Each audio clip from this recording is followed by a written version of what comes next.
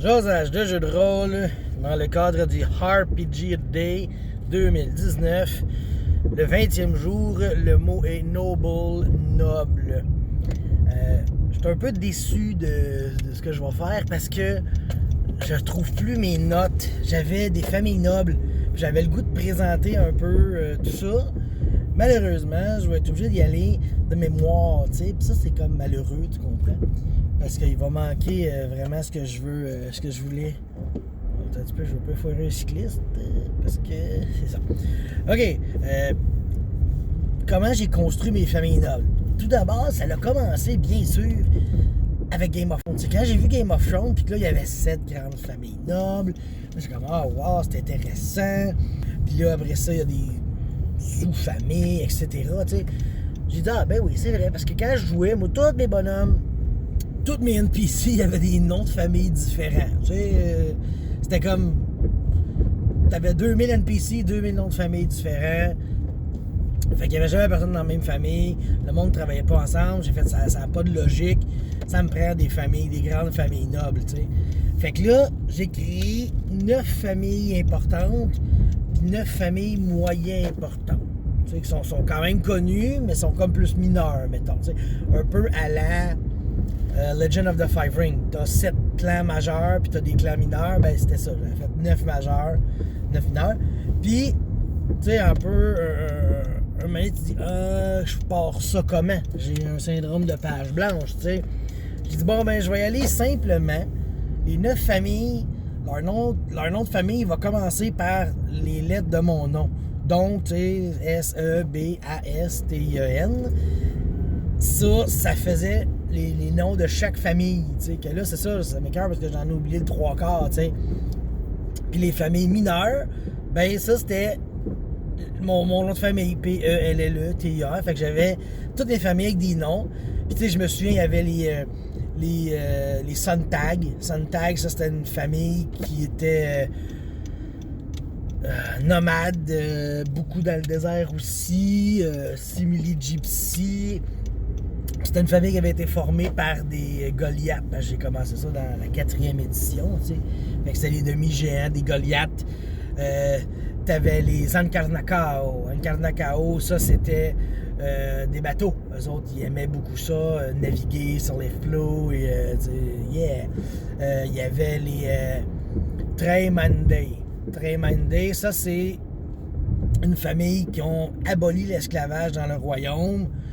C'était beaucoup des esclaves aussi qui ont été rapatriés là, puis ils ont tous été nommés de ce nom-là. C'est fait que c'est des anciens esclaves. T'avais quoi aussi? T'avais les Anta, la famille Anta. La famille Anta, c'était ceux qui géraient la bouffe, les auberges, etc. La famille Anta. Ça venait d'un gars qui avait été au buffet chinois, puis il y avait comme un tas de crevettes, puis il a dit « Hey, des crevettes Anta! » Puis là, ben, ça a resté, là, le mot Anta. Il y avait la famille Ladiva. La famille Ladiva, ça, c'était des artistes, des chanteurs, des musiciens, tout ça, tu sais. Fait que j'ai bâti de nombreuses familles à cette image. Puis quand que mes personnages créaient leur bonhomme, je leur donnais carrément le choix. Voulez-vous être noble? Tu sais, je n'allais pas plus... ça coûtait pas de points, mais ça donnait pas tant de bonus non plus, là. Tu sais, oui, t'as une famille noble, mais ça t'empêchait pas ou ça t'enlevait rien.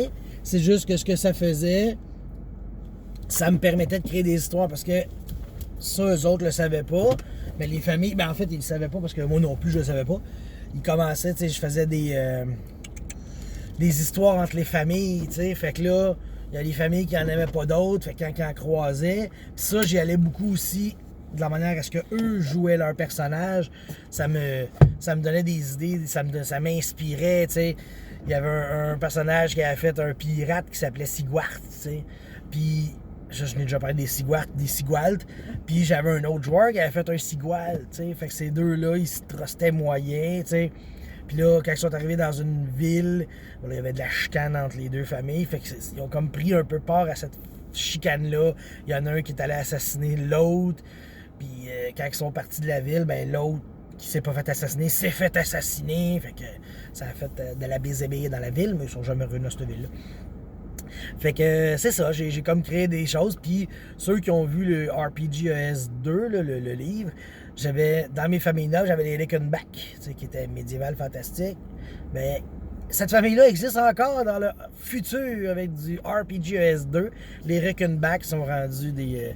C'était des scientifiques et tout. T'sais. Fait qu'ils ont continué, puis ils se sont rendus très, très, très, très loin dans l'univers. Mais tu sais, c'est comme une timeline impossible. Là. Ils étaient là dans le temps de Donjons et Dragons, puis là, ils sont là dans le temps de Star Wars. Ben, Star Wars, c'est nébuleux. Là. Il y a très longtemps dans une galaxie loin de chez vous, là, mais mangez de la merde. C'est le futur que je parle. Star Trek d'abord. La famille Rickenback dans Star Trek. Fait que ça va être ça, la nobilité.